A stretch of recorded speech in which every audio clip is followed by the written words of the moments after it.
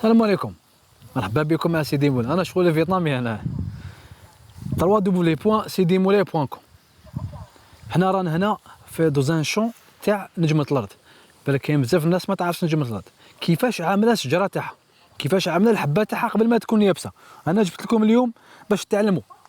ثقف نفسك مع سيدي مولاي، ما تشريش علينا بصح وموا تعرف وتثقف وما تثقف روحك.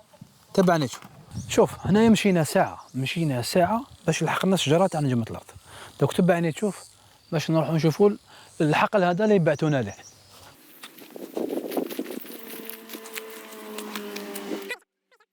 هاباك هنا يغرسوا في الغابه في الجبل، ما يغرسوش في كما نقولوا شون بطحه، هنا غير في الغابات والعلا.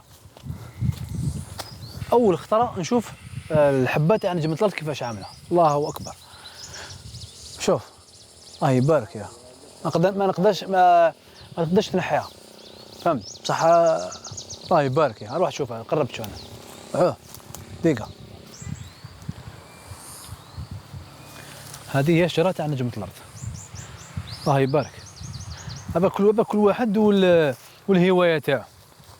شوف شحال مشينا، طلعنا ساعه باش لحقنا لهذا الجبل، ولا غير عيا كبير باش لحقنا للجبل. والحمد لله مزيان لقينا وحده ولا زوج، باسكو كانوا جبدوهم كاع نحاهم. اول خطره نشوفها، الله اكبر. يا شوف الله يبارك ما شاء الله. دوك هذه فيها قوجه بروسيسوس، مراحل راح يتخدموا دوكا وتبعونا تشوفوا المراحل تاعها كيفاش توجد هذه باش تولي ناشفه كيما نعرفوها كاع نجمة الارض تاعنا.